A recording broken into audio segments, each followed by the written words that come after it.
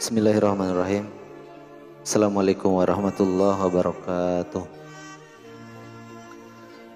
Alhamdulillahi nahmaduhu wa nasta'inuhu wa nastaghfiruh wa na'udzu billahi min syururi anfusina wa min sayyiati a'malina. Man yahdihillahu fala mudhillalah wa may yudlil fala hadiyalah. Asyhadu an la ilaha illallah wahdahu la syarika lahu wa asyhadu anna Muhammadan abduhu wa rasuluh. Amma ba'd. Siswa-siswiku dimanapun kalian berada, yang Pak Hudrin banggakan, mungkin pada kesempatan ini ada orang tua murid atau wali murid yang sempat ikut mendampingi anaknya tercinta untuk belajar bersama, yang saya hormati, atau mungkin wali murid, kakak dan lain sebagainya yang sempat ikut berpartisipasi, memberi semangat belajar dengan siswa-siswi 160 dimanapun berada, yang saya hormati pula. Yang pertama-tama, mari kita tetap selalu bersyukur atas nikmat Tuhan Yang Maha Esa. Berbagai macam nikmat yang kita miliki tidak bisa kita hitung. Salah satu nikmat yang paling luar biasa adalah keberkahan. Berkah baik ketika kita dalam mengendarai kendaraan, kita minta berkah di keselamatan. Baik ketika kita menaiki perahu di tengah-tengah lautan lepas sana, kita meminta keselamatan, keberkahan. Maka nikmat-nikmat ini merupakan nikmat dari Allah Subhanahu wa taala, nikmat dari Tuhan kita semua. Ada satu nikmat yang paling berharga yang dimiliki oleh manusia, yaitu nikmat penglihatan. Coba kita bayangkan, nikmat ini begitu mahalnya. Siapa di antara kita yang ingin matanya diambil dan diberikan kepada orang lain? Mungkin barangkali nikmat lain mungkin barangkali masih kita bisa berbagi, ya, seperti kita saat belajar, kita berbagi pengetahuan dengan orang lain. Ketika teman kita bertanya, kita menjawab, kita berikan solusi. Ketika kesulitan, teman kita butuh pulpen, butuh buku, atau mungkin catatannya sudah penuh, jadi dia butuh tambahan kertas, kita bagi di situ. Maka nikmat-nikmat ini bisa kita bagi. Ketika teman kita butuh uang jajan, terus dia tak punya uang, terus kita bagi uang itu, maka nikmat ini bisa kita bagi. Namun nikmat yang satu ini, yaitu penglihatan, nikmat yang luar biasa, begitu mahalnya, tidak bisa kita bagi. Bahkan ketika orang menganggap bahwa oksigen itu mahal, tapi yang lebih mahal itu adalah penglihatan. Tapi nikmat ini banyak orang menyepelekan. Ketika kita mengendarai sepeda motor, barangkali ya kita nggak pakai helm, ya kita kasihan sama mata kita ketika mata kita kena debu dan segala macam. Dengan nikmat ini kita bisa melihat alam, kita bisa melihat orang lain, dan bahkan kita bisa melihat diri kita sendiri, menilai diri kita sendiri. Oh, teman aku wajahnya seperti ini. Oh, sahabatku bentuknya seperti ini. Oh, mamaku, bapakku juga wajahnya seperti ini. Sehingga kita bisa membedakan antara satu dengan yang lain. Ketika orang tua kita sejauh mata memandang sekalipun, ketika kita melihat bentuk mukanya, belakangnya, kepalanya, kita udah langsung kenal itu. Begitu luar biasanya nikmat penglihatan ini. Maka kita wajib bersyukur kepada Allah Subhanahu wa taala. Kenapa saya selalu mengajak kita semua untuk bersyukur kepada Tuhan kita? Karena kita begitu banyak nikmat yang kita ambil dari apa-apa yang telah diberikan Tuhan pada kita. Baik siswa-siswiku dimanapun kalian berada yang saya banggakan. Nah, kita udah 2-3 pertemuan. Kita telah banyak membahas mengenai bab 4. Ada keberagaman di situ, ada juga kebangkitan nasional di situ. Nah, sebelum kita ke materi, saya juga ingin memberikan nasihat-nasihat penting kepada kita semua. Ya, fungsi saya sebagai guru adalah salah satunya adalah memberikan nasihat kepada siswanya. Karena sejatinya seorang guru merupakan salah satu unsur penting yang harus ada di dalam suatu proses belajar mengajar. Coba seandainya kalau nggak ada guru, tidak mungkin akan terjadi yang namanya proses belajar mengajar. Sebaliknya, hatta tidak ada siswa pun, siswa 2 orang pun, proses belajar mengajar ya tetap akan terjalin. Dan hakikat siswa adalah orang yang diajari oleh guru tersebut. Siswa bisa kapan aja dia dinamakan siswa dan bisa kapan saja dia dinamakan sebagai masyarakat biasa. Selama dia berada dalam lingkungan pendidikan, maka dia dinamakan sebagai siswa. Tetapi guru, perlu kita ketahui bersama, dia berada di lingkungan biasa pun, lingkungan umum sekalipun, dia tetap adalah sebagai guru. Dan tidak ada yang namanya mantan guru. Siapa yang bisa menghapus apa yang dia ambil dari gurunya? Contohnya misalnya dia belajar membaca. Bisa nggak dia menghapus dia bisa baca sekarang? Nggak bisa. Maka guru ini tetap akan terikat dengan siapapun yang pernah belajar dengannya sampai kapanpun dan sampai akhir hayat sekalipun. Nah, itu adalah hakikat seorang guru. Maka salah satu kewajiban kita sebagai yang mengambil manfaat dari beliau atau guru, wajibnya kita adalah menaatinya. Nah, guru ini sendiri memiliki fungsi. Mungkin kalian juga pernah membaca artikel, membaca buku. Apa sih guru itu? Maka Imam Gunawan menyebutkan bahwa fungsi guru itu, saking banyaknya fungsi guru itu dalam tulisan beliau, sebanyak 17 poin fungsi guru.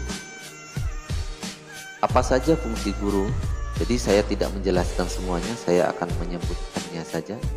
Barangkali akan ada gambaran umumnya nanti. Yang pertama, guru berfungsi sebagai pendidik. Dan fungsi ini tidak bisa digantikan. Yang kedua adalah fungsinya mengajar. Fungsi ini pun tidak bisa digantikan. Karena seorang guru, dia adalah seorang ahli di bidang yang dia ajarkan. Tidak bisa digantikan. Guru matematika diganti oleh guru agama yang barangkali mengajar bisa, tetapi fungsinya tidak bisa. Yang ketiga adalah pembimbing. Mungkin kalian semua pernah ikut bimbel di luar sana, dan yang mengajari bimbel itu sebenarnya kalian nggak sadar bahwa dia adalah seorang guru juga. Yang selanjutnya adalah sebagai pelatih. Ya, mohon maaf, mungkin kita sebelum kita sekolah kita nggak tahu bagaimana tata krama, bagaimana ini, itu, A, B, dan C, bahkan di bagian olahraga sekalipun. Jadi sebagai pelatih, melatih. Yang kelima adalah penasehat. Nah, penasehat ini banyak ahli ilmu mengatakan bahwa penasehat itu adalah seorang guru. Sejatinya penasehat adalah guru. Lalu batas usia penasehat ini apa? Gak ada batasan. Selama dia memumpuni ilmu tersebut, dia adalah penasehat. Nah, salah satunya adalah guru pun berfungsi sebagai penasehat bagi murid. Yang keenam adalah pengelola kelas. Nah, ini yang nggak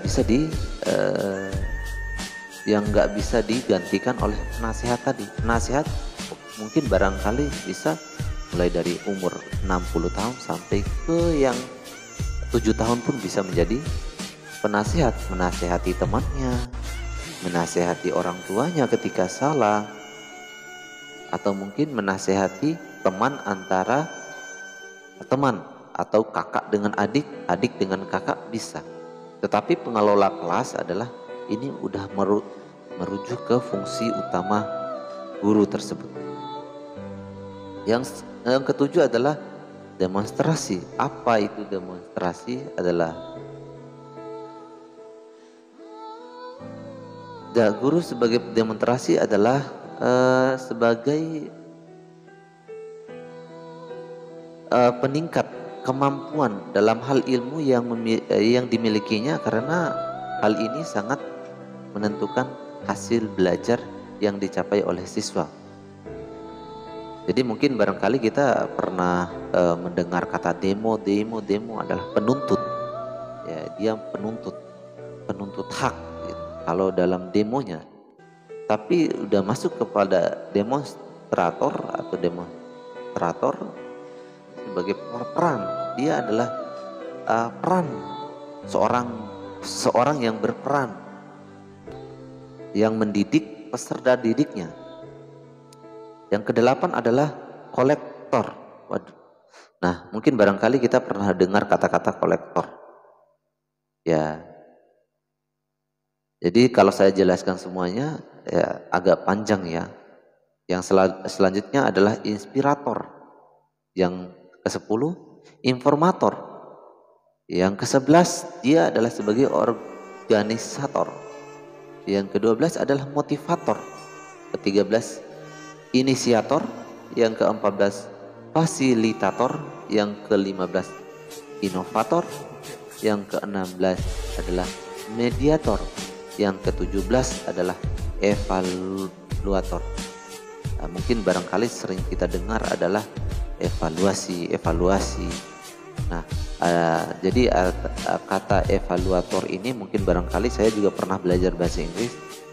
Jadi kata akhir huruf akhir R ini menunjukkan adalah seseorang yang istilahnya pelaku gitu. Nah, siswa-siswiku yang saya banggakan dimanapun kalian berada. Nah, kita ketahui bahwasanya ini adalah ke-17 fungsi ini bukan hal yang sepele. Nah, banyak fungsi-fungsi lainnya. Ya, diantaranya fungsi utamanya adalah 17 ini. Ini adalah menurut Imam Gunawan. Sedangkan dalam proses pembelajaran pun ada fungsi khususnya, istilahnya fungsi tambahannya. Di antaranya dia adalah fungsi instruksional. Gitu. Ya, mungkin yang kedua adalah edukasional. Yang ketiga adalah fungsi manajerial. Nah, supaya kita nggak terlalu jauh membahas mengenai ini, ya sebagai gambaran umum adalah guru memiliki fungsi di antara ke-20 tadi, di antara yang pertama 17 dan yang selanjutnya yang ketiga. 20 fungsi ini adalah fungsinya guru. Lalu bagaimana kalau seandainya guru itu menasihati muridnya lalu nadanya tinggi barangkali? Nah, ini adalah metode, cara. Bagaimana cara kita memperlakukan misalnya ada siswa yang begitu nakal, Apakah kita harus memanggilnya sayang, jangan begitu, atau mungkin nak, jangan begitu, tidak akan berubah. Nah, ada beberapa tim khusus dalam dunia pendidikan yang berperan sebagai ada yang lembut, ada yang berkarakter ya mungkin tegas. Ya ada fungsinya masing-masing. Jadi kita nggak boleh baper dengan apa-apa yang dikatakan oleh guru kita. Karena sejatinya seorang guru, tujuan mulianya, cita-cita mulianya seorang guru adalah mencerdaskan siswanya, mencerdaskan muridnya, sehingga muridnya memperoleh manfaat dan bisa mengambil manfaat dari apa yang dia ajarkan, lalu ingin menjadikan murid-muridnya itu sebagai orang yang sukses. Apapun profesi kita hari ini, baik orang tua kita mungkin ada yang jadi guru, baik orang tua kita ada yang jadi seorang pengusaha, baik orang tua kita ada yang menjadi pilot, mungkin barangkali ada yang menjadi tentara, TNI. Semua profesi-profesi yang dimiliki oleh orang tua kita hari ini adalah berkat dari gurunya. Tidak bisa dipungkiri itu. Nah, lalu bagaimana dengan seorang siswa? Kewajiban seorang siswa adalah menaati apa yang diperintahkan oleh gurunya selama itu bermakna positif. Ini garis bawahi ya. Selama itu bermakna positif, wajib siswanya untuk menaati gurunya. Tidak ada pengecualian. Semua siswa wajib menaati gurunya selama apa yang diperintahkan itu bernilai positif. Lalu hak siswanya di mana? Kok cuman kewajiban? Ya, setiap kewajiban itu di dalamnya pasti ada hak. Hak siswa terhadap gurunya adalah memperoleh pelajaran, pengajaran, materi, ilmu, dan lain sebagainya. Itu adalah hak siswa. Lalu bagaimana kalau seandainya dia tidak memperoleh ilmu, manfaat, pengajaran? Berarti hak siswa telah digugurkan oleh guru tersebut.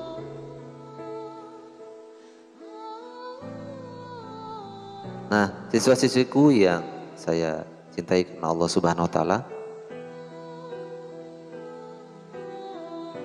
lalu apa yang bisa kita berikan untuk guru kita? Coba kita lihat di luar sana, berapa banyak orang yang sukses, luar biasa sukses. Ada yang jadi polisi, ada yang jadi tentara, ada yang jadi pengusaha besar, ada yang bahkan jadi presiden, menteri. Mereka-mereka ini berhasilnya adalah melewati tangga yang namanya pendidikan. Maka pendidikan yang ia peroleh itu di dalamnya ada guru.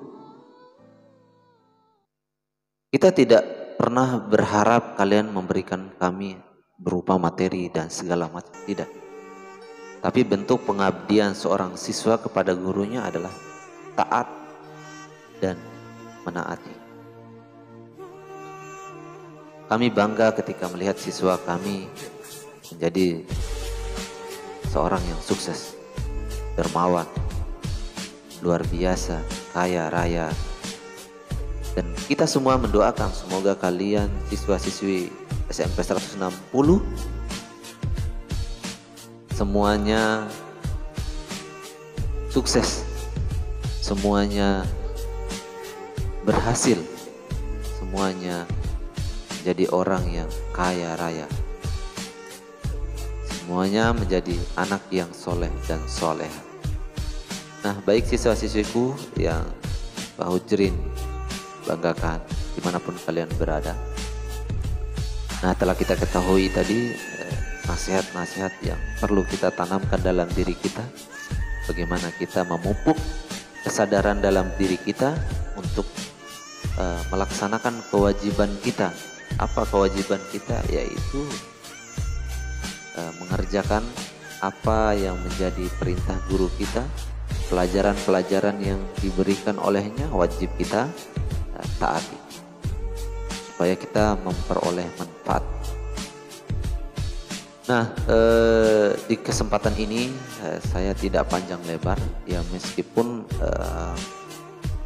kewajiban saya mengajar 4 jam ya, mata pelajaran saya itu 4 jam. Bukan berarti sekarang saya harus mengajar 4 jam.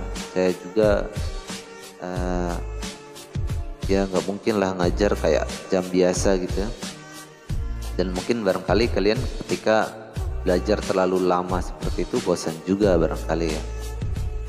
Nah, maka saya meringkasnya bahkan tidak sampai 1 jam ya, supaya ya itu tadi, supaya kalian juga tidak terlalu bosan. Nah, baik, kita akan melanjut ke pelajaran kita. Sejauh waktu ini udah sampai 20 menit.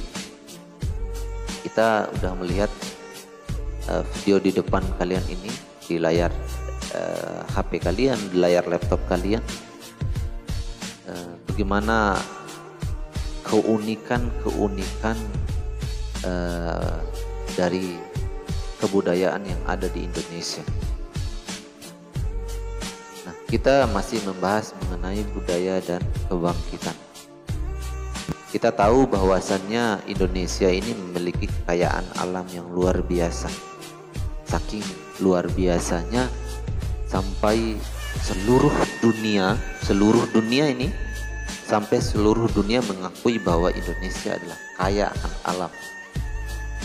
Sebagai bukti bentuk bahwasannya mereka mengakui itu, ya lihat berapa banyak wisata-wisata luar negeri yang kunjung ke negara kita, karena mereka tahu bahwa kebahagiaan itu, ribuan kebahagiaan itu ada secara alami di Indonesia ini. Berapa banyak budaya-budaya yang ada di Indonesia ini, berapa banyak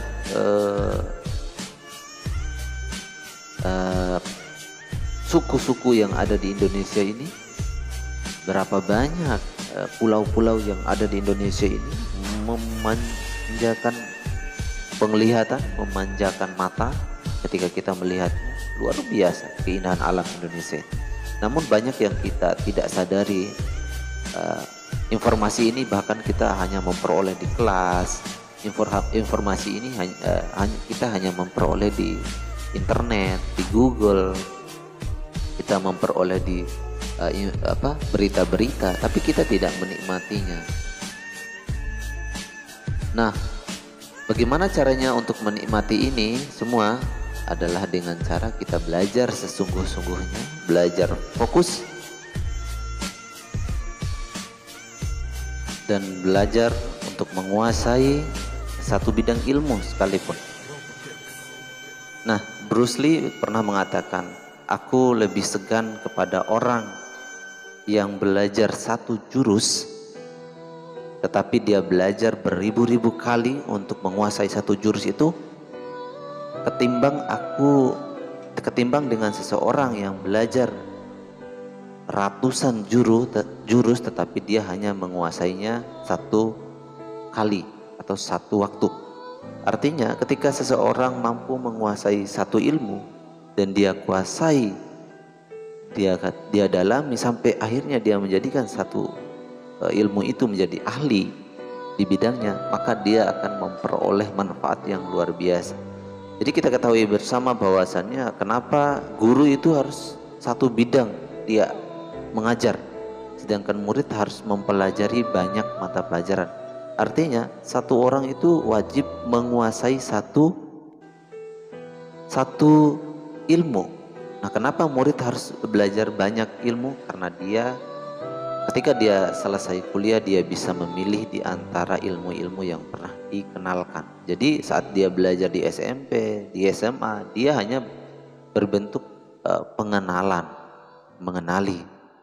Jadi mana yang paling dominan dia kuasai, maka itulah yang dia ambil. Nah, siswa-siswiku yang saya muliakan, nah di antara hal yang harus kita miliki adalah memacu semangat, membangkitkan semangat kita untuk belajar supaya kita menguasai ilmu itu, sehingga kita memperoleh manfaat dari apa yang kita kuasai. Kita bisa miliki uang yang banyak, keberkahan, sehingga kita bisa bahkan bisa travel keliling dunia Indonesia sekali. Nah, siswa-siswiku yang saya muliakan, kali ini saya akan memberi semangat pada kalian. Kita akan membahas mengenai salah satu budaya yang unik menurut saya. Budaya ini ya mungkin seperti yang kalian lihat di depan layar kalian, layar HP kalian barangkali, atau layar laptop kalian. Ini adalah salah satu budaya yang luar biasa. Nama penduduknya adalah Jailoli, nama daerahnya atau nama desanya barangkali. Nah, di sini sangat unik sekali budayanya, berkenaan dengan suku Sahu namanya. Penduduk asli Jailoli itu berada di Halmahera Barat. Nah, mungkin kalian bisa memperhatikan gambar-gambar atau video yang ada di layar HP kalian ini. Ini merupakan kebiasaan-kebiasaan penduduk di sana. Namun saya akan menjelaskan lebih spesifik karena saya sudah menjanjikan untuk membahas salah satu budaya atau kebudayaan yang ada di Indonesia secara spesifik di pertemuan kali ini. Nah, ada artikel yang begitu luar biasa yang ingin saya perkenalkan kepada kalian berkenaan dengan penduduk lokal saat berlibur. Selalu menyenangkan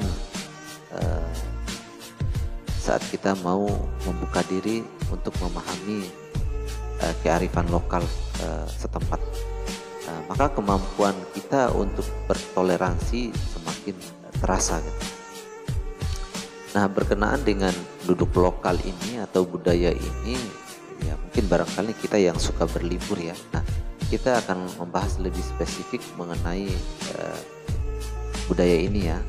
Nah, baik, ketika mungkin barangkali kalian berniat untuk berlibur di tempat ini ya, ke Jailoli, ke Jailolo namanya, Jailolo ya, di Jailolo ini. Nah, dia berada di Halmahera Barat, Maluku. Namun ya mungkin barangkali kalian tahu sendiri kalau di Maluku kan ya agak lumayan lah jauh gitu. Baik, saya lanjut berkenalan berkenalanlah dengan suku Sahut, penduduk asli di sana ya. Barangkali kita mau akan berkenalan dengan di sana. Baik, saya lanjut. Konon suku itu dinamai oleh Sultan Ternate, dinamai Sahu karena dulu tetua suku tersebut menemui sultan di waktu sahur. Jadi asal sejarah Sahu ini, suku Sahu ini, pada saat itu Sultan Ternate itu menemui menemui Sultan Ternate pada saat itu, pada saat waktu sahur. Nah, banyak budaya-budaya di Indonesia ini, suku-suku di Indonesia atau penduduk-penduduk di Indonesia ini atau desa-desa di Indonesia yang menamai segala sesuatunya berdasarkan sejarah. Nah, mayoritas penduduk suku Sahu bertani. Sebagai tanda rasa syukur, suku Sahu menggelar pesta panen 2 kali dalam setahun. Mereka menyebut pesta itu yang disebut Horom Toma Sasadu. Horom Toma berarti makan, tomat berarti di, dan Sasadu merupakan rumah adat setempat. Jadi mereka makan tomat di rumah adat. Ya, dalam pesta ini mereka makan, minum, dan menari-nari di rumah adat yang ada di setiap kampung. Dulu Horom Toma Sasadu dilakukan 9 hari tanpa henti. Jadi kebiasaan ini biasanya dilakukan selama 9 hari tanpa ada hentinya. Namun sekarang hanya 1 hari. Saat upaya adat, semua warga desa diwajibkan untuk minum segeur yang merupakan tradisi suku Sahu. Seguer sebenarnya sama dengan tuak ya dalam bahasa lokal setempat. Meski rasanya asam, kamu bakal langsung meleleh setelah meminum segeur, baik laki-laki maupun wanita. Sahu diwajibkan meminumnya. Jadi minuman ini diwajibkan ketika pada saat sahur, segala macam itu mereka biasanya minum minuman ini. Jadi minuman adat istilahnya. Nah, suku Sahu terkenal dengan tarian tradisional. Mereka yakini tari Legu Sasalai. Tarian ini biasanya ditampilkan untuk menyambut tamu atau saat Horom Toma Sasadu. Dalam gerakannya, tarian ini menggambarkan 3-4 orang yang membuka jalan agar putri bisa lewat. Nah, kuliner khas suku Sahu juga tak kalah menariknya, karena mereka punya nasi cala atau nasi kembar. Nasi itu dimasak dengan digulung dalam daun, lalu dimasukkan dalam bambu dan dibakar. Ya, barangkali nasi kayak nasi obor gitu ya. Alhasil nasi menjadi wangi dan gurih. Nasi itu biasanya dimakan bersama ikan rica-rica dan sambal colo-colo. Nah, mungkin bisa kalian lihat ya tampilan ikan tadi. Jangan lupa main juga ke rumah adat Sasadu khas Jailolo. Dari atapnya sekilas rumah itu terlihat seperti saung tempat peristirahatan petani. Namun Sasadu lebih besar. Sasadu memang awalnya adalah rumah peristirahatan di hutan. Kini Sasadu digunakan sebagai tempat upacara-upacara ritual. Biasanya setiap kampung memiliki 1-2 Sasadu besar yang bisa memuat seluruh warga sekitar. Nah, siswa-siswiku sekalian yang saya banggakan ya. Jadi ada 3 hal menarik yang mungkin bisa kita lihat dari budaya ini.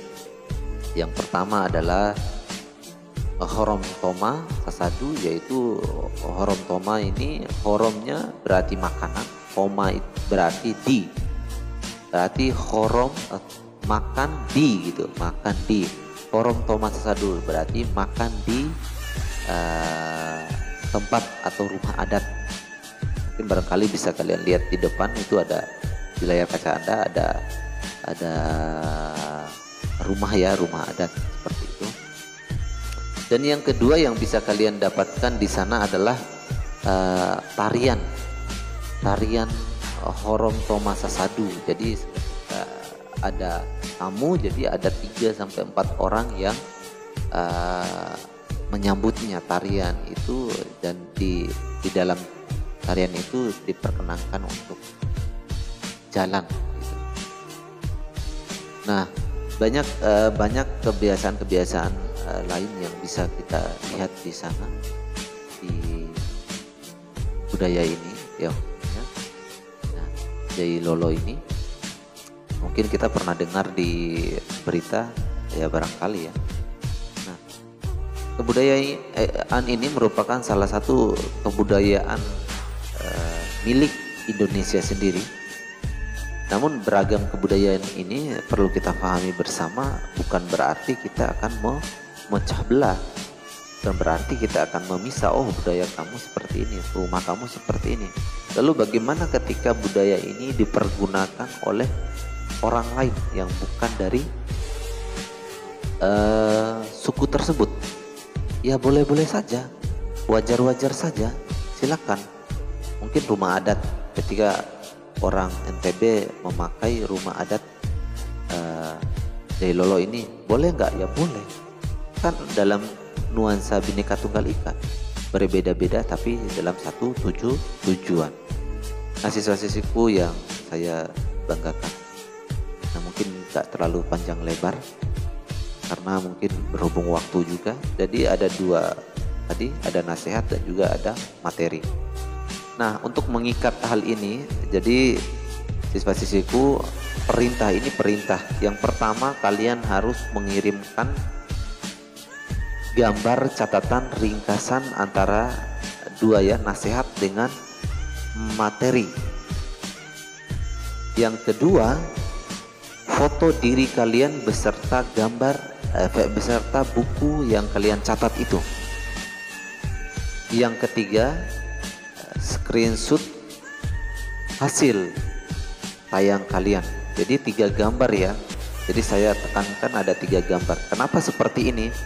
Karena banyak siswa kita itu yang lalai dengan pelajaran, menganggap enteng ya, sibuknya dengan hal-hal yang tidak bermanfaat, yang tidak berfaedah. Apa? Kita ngambil manfaat dari apa yang kita pelajari ini. Hati-hati dalam memanfaatkan waktu. Bisa jadi apa yang kalian lakukan hari ini merupakan manfaat atau penentu keberhasilan dari masa depan kalian. Kalaulah anak muda itu terlalu bermain-main, berhura-hura, maka saya yakin kalau dia nggak segera tobat, maka masa depannya pun berantakan.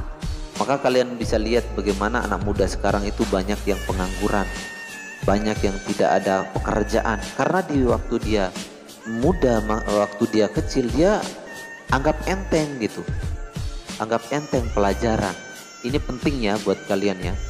Jadi saya ingatkan kembali, ada 3 gambar. Yang pertama, foto catatan kalian, dan jangan lupa tulis nama serta kelas di atas. Jangan sampai kalian mengikuti catatan teman kalian, atau mungkin kalian hanya mengambil gambar dari catatan teman kalian. Dengar baik-baik ya, di setiap ringkasan kalian ada nama kalian di atas catatan itu.